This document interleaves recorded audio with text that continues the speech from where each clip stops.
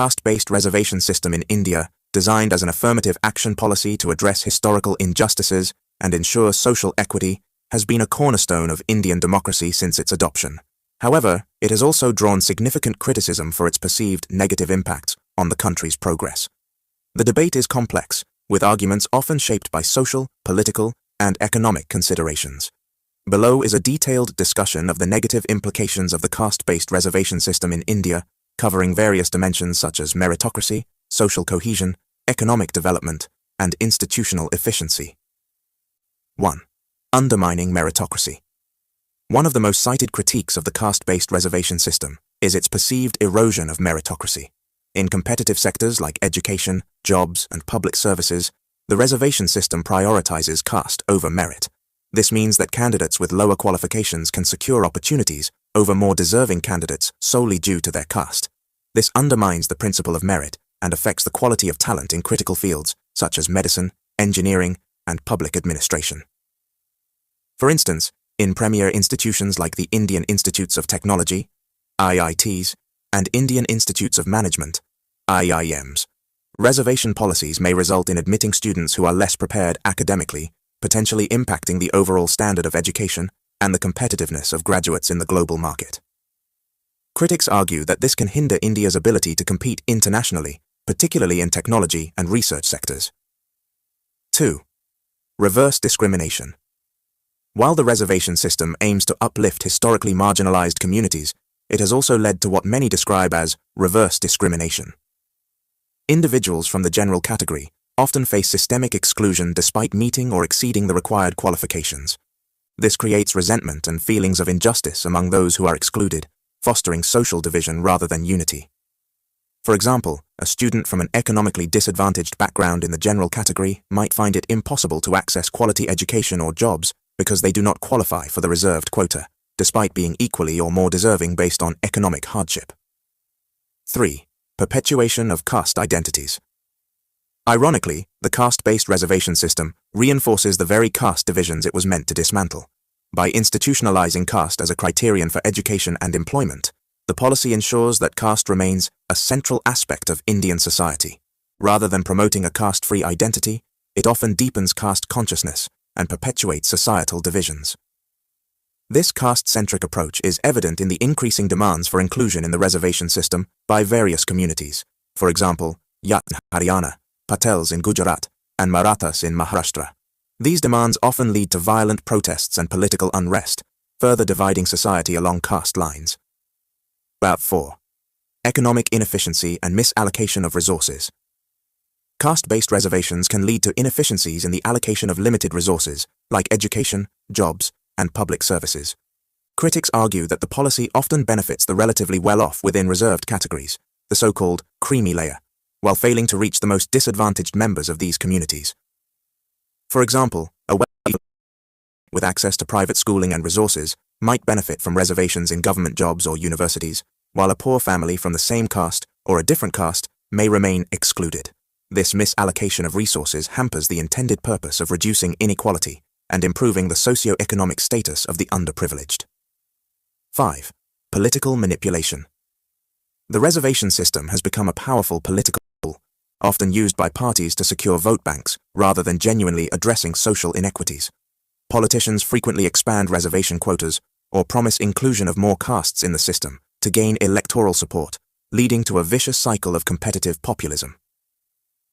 For instance, the periodic extension of reservations beyond their original timeline reflects political expediency rather than an assessment of whether the system is achieving its goals. This politicization undermines the credibility of the policy and shifts focus away from broader reforms, like improving education quality and infrastructure for all. 6. Social unrest and protests. The caste-based reservation system has sparked numerous protests and conflicts across India. Communities that feel excluded from the benefits of reservation often resort to agitations, demanding their inclusion in the system. These movements frequently turn violent, disrupting public order and economic activity. Recent examples include the Patidar agitation in Gujarat and the Jat protests in Haryana. Such conflicts not only strain law enforcement, but also divert government resources away from development activities. 7. Demoralization of talent. reservation policies can demoralize individuals from non-reserved categories who feel that their hard work and achievements are undervalued. This can lead to a brain drain, where talented individuals leave India to seek opportunities abroad in environments that value meritocracy over affirmative action. The demoralization is particularly acute among students and young professionals who find themselves at a disadvantage despite their qualifications. Over time, this exodus of talent can weaken India's workforce and diminish its global competitiveness. 8. Limited focus on economic disadvantage. The caste-based reservation system often overlooks economic disparities within both reserved and unreserved categories. A poor individual from the general category, for example, receives no benefits, while a wealthy individual from a reserved category might continue to access opportunities. Critics argue that reservations should be based on economic need rather than caste to ensure a more equitable distribution of resources. 9. Impact on institutional efficiency. In public institutions, caste-based reservations can sometimes lead to inefficiencies.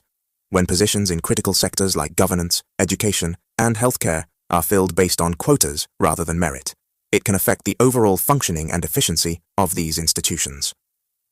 For example, if a less qualified candidate is appointed to a key administrative position through reservation, it may lead to poor decision-making and inefficiency in governance.